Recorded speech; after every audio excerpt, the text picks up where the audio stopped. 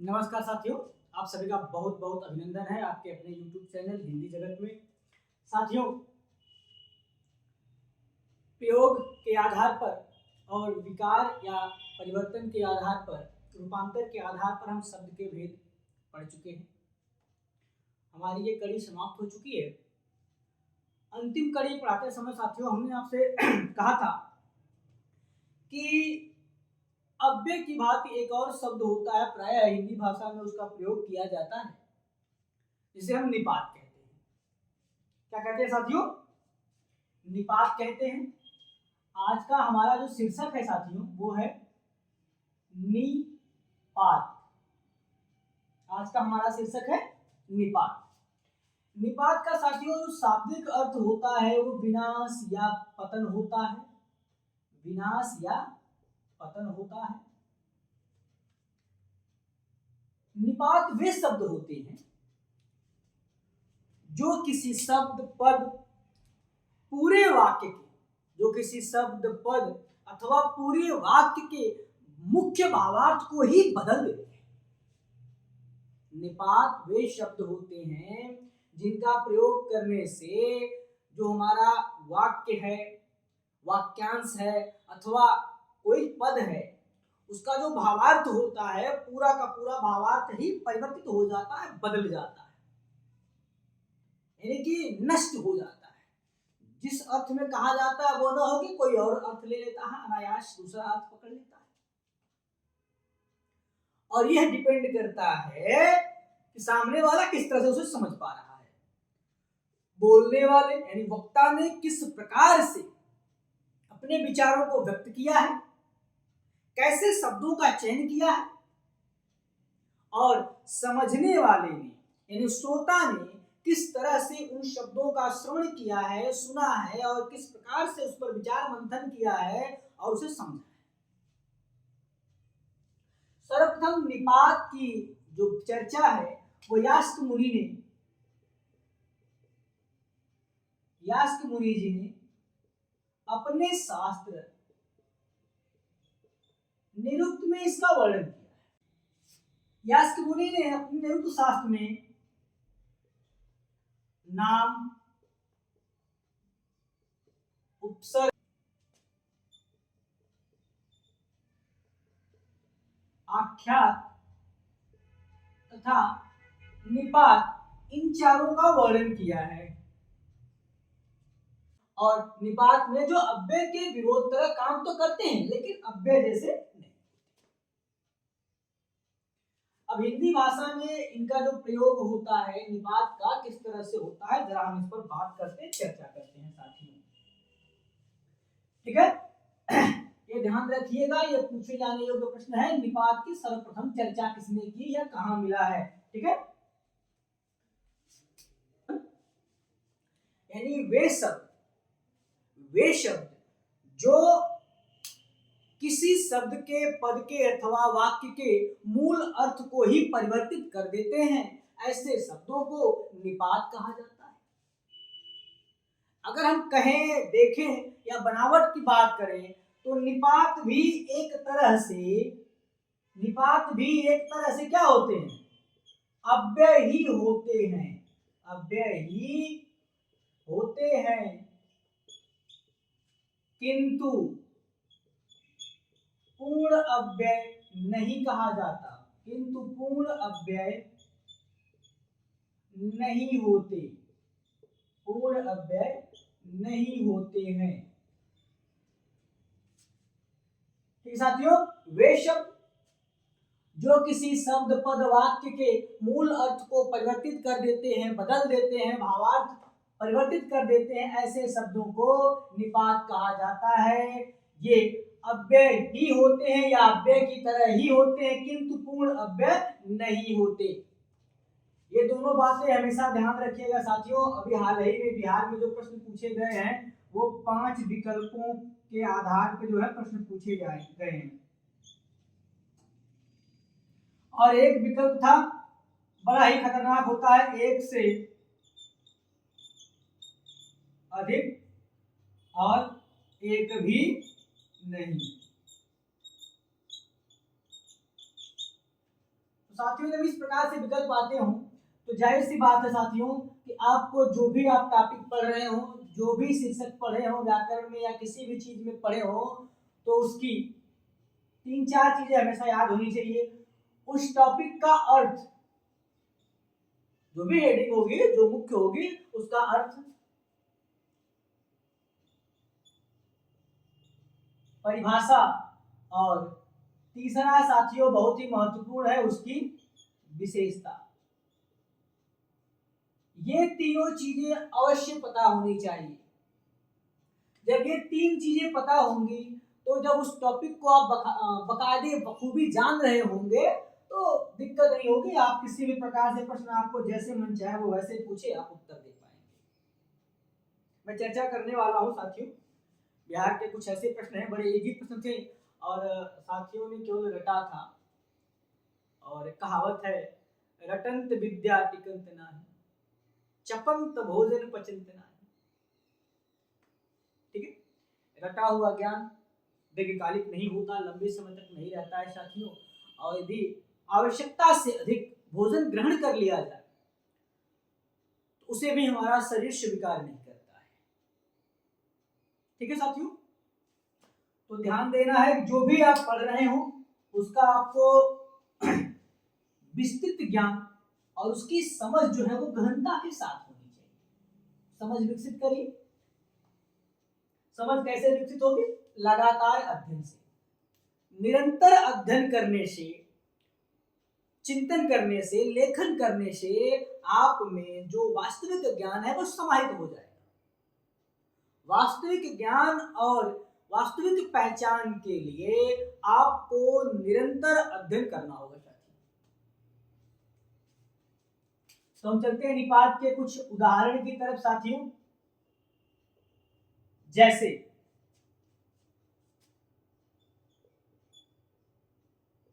काश तुम आते,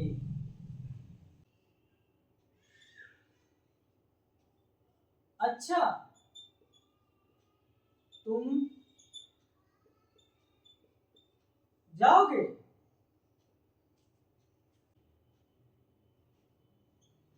वह भी दिल्ली जाएगा,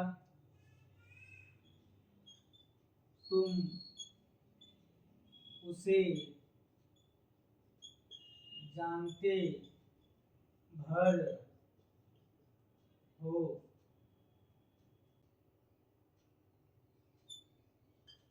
वह तुमसे बोली तक नहीं। कुछ उदाहरण हमने अभी लिखा है, उन उदाहरणों में हम देखते हैं, ये जो उदाहरण हमारे समक्ष हैं, कैसे निपात अपना काम कर रहा है। जो अव्यय के शब्द होते हैं, कुछ विशेषण के शब्द होते हैं, वही निपात का काम करते हैं, लेकिन कैसे? ठीक है, आप कैसे जानेंगे, कैसे समझेंगे? जैसे तुम आते, हम यहाँ पे आने की बात हो रही है, ठीक है, लेकिन यहाँ कह रहा है काश तुम आते। सब लोग आए हैं लेकिन उसे एक विशेष व्यक्ति की क्या है? चिंता है। यदि सबके आने पे उसे खुशी नहीं है, एक व्यक्ति, देखिए यहाँ एक व्यक्ति नहीं आया है, उसकी तकलीफ है, दुख है,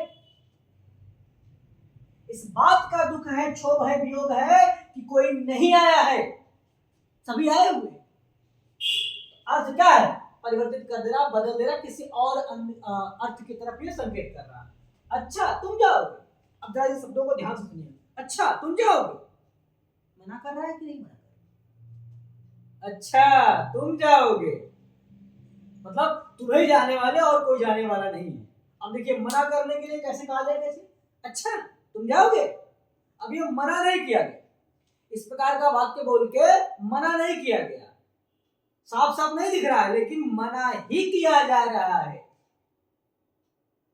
तो जब इस प्रकार के अर्थ परिवर्तित होने लगे और विकल्प में आपको दिख जाए निपात है, तो तुरंत कह लेंगे भैया हाँ, जो शब्द अर्थ को परिवर्तित कर रहा है, बदल रहा है, घुमा रहा है, ठीक है, नष्ट कर रहा है, वही शब्द क्या हो जाएंगे, निपात हो जाएंगे साथियों। यहाँ काश, यहाँ अच्छा, वह भी दिल्ली जाएगा, वह भी दिल्ली जाएगा। कोई जा रहा है और किसी के लिए कहा भी जा रहा है, भाई वो भी तो जाएगा, तुम अकेले कहाँ जा रहे हो। अब यहाँ नहीं कहा गया कि तुम साथ लेके जाओ, यह भी नहीं कहा जा रहा कि तुम अकेले क्यों जा रहे हो, लेकिन यह कहा गया कि वह भी दिल्ली जाएगा। मतलब एक को और दिल्ली जाना है और तुम जा रहे हो तो साथ लेके जाओ, अकेले क्यों जा रहे हो। अर्थ परिवर्तित कर दिया, भी शब्द, यहाँ भी शब्द क्या है, निपात है। तुम उसे जानते भर हो, देखिएगा भर शब्द को, तुम उसे जानते भर हो, अर्थात वो मुझे पहचानता भी है। तुम तो केवल उसको जानते हो, वो मुझे भी जानता है, मुझे पहचानता भी है, और मैं भी उसे जानता। तो जो लिखा है उस अर्थ की बात नहीं हो रही है, जो नहीं है उसकी बात कर रहा है ये शब्द आकर के, ठीक है। वह तुमसे बोली तक नहीं, वह तुमसे बोली तक नहीं। अब जरा देखिएगा साथियों, अब यहां तक शब्द जो है वो, वह तुमसे बोली नहीं, तो सिंपल सी बात है, लेकिन वह तुमसे बोली तक नहीं, मतलब पहले जो तुमसे बहुत सारी बातें करती थी, आज वह तुमसे बातें नहीं कर रही। तो जब साथियों इस प्रकार के आ जाएंगे शब्द आपके समक्ष किसी वाक्य में, और जो अर्थ को परिवर्तित, मूल अर्थ को, मूल भाव को ही परिवर्तित कर दे रहे हो, नष्ट कर दे रहे हो, तो ऐसे शब्द, यानी ऐसा काम करने के लिए जो शब्द उपयुक्त होंगे, आएंगे, ऐसे शब्दों को ही निपात कहा जाता है। साथियों अगर हम बात करें तो जो निपात होते हैं ये 9 प्रकार के होते हैं। निपात शब्द जो होते हैं ये 9 प्रकार के होते हैं साथियों, मैं लिखते जा रहा हूं, ध्यान दीजिएगा।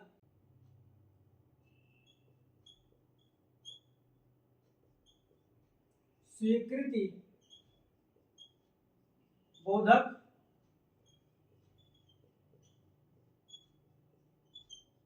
नकार बोधक,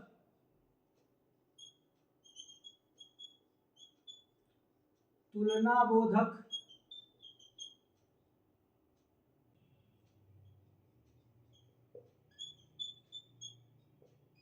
निषेध बोधक,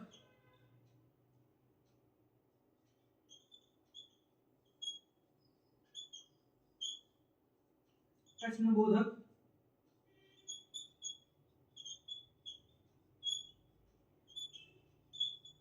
विस्मय बोधक, 1 2 3 4 5 6। अगला है साथियों अवधारणा बोधक,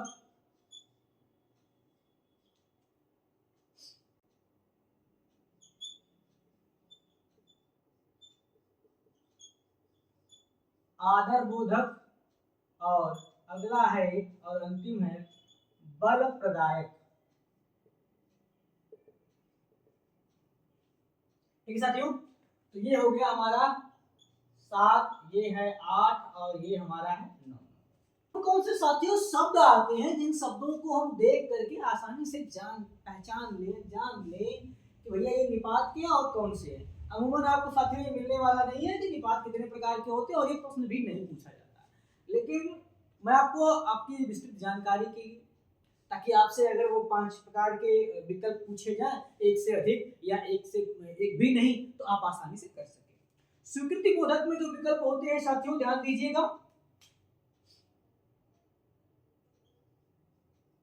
हाँ हाँ जी, ठीक है। नकार बोधक में नहीं होगा और नहीं जी आएगा। तुलना बोधक में एक दूसरे से क्या करेंगे, तुलना कर रहे होंगे दूसरे से, तो इसके लिए सा का प्रयोग होगा। अब निषेध बोधक में मत का प्रयोग होता है। प्रश्न बोधक के लिए क्या शब्द का प्रयोग होता है। विस्मय बोधक के लिए काश शब्द का प्रयोग किया जाता है। अवधारणा बनाने के लिए, किसी प्रकार की अगर अवधारणा प्रकट करनी हो, बतानी हो, तो साथियों जो प्रकट होता है ठीक, करीब, लगभग। आदर प्रकट करने के लिए जो निपात का प्रयोग करते हैं, वाक्य में दिखता नहीं लेकिन भाव होता है वो आदर का, तो उसके लिए होता है साथियों जी। हम जब कहते हैं, कोई कहता है जी, हम कुछ नहीं कह रहे, तो कहते हैं जी, तो ये निपात जो है वो आदर उनके प्रति प्रकट कर रहा है, मतलब आप जो कह रहे हैं वो सही है, आप जो कह रहे हैं वो सही है। और साथियों एक है हमारा बल प्रदायक निपात जो होता है, तो ही, तक, भी इत्यादि। साथियों जो ये होते हैं निपात, 9 हमने आपको अभी 9 लिख के बताया, इनके उदाहरण बताए, इनका काम क्या होता है, वाक्य के मूल अर्थ भावार्थ को परिवर्तित कर देना, ठीक है, बदल देना।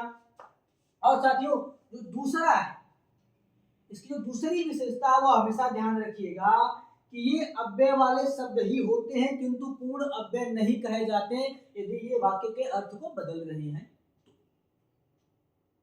सर्वप्रथम इसका वर्णन यास्क मुनि की पुस्तक कह लीजिए, ग्रंथ कह लीजिए, इसका नाम निरुक्त शास्त्र, उसमें मिलता है। ठीक है, तो साथियों ये रहा निपात। आशा करते हैं कि आपको समझ में आया हो। ठीक है साथियों, जय हिंद, जय भारत।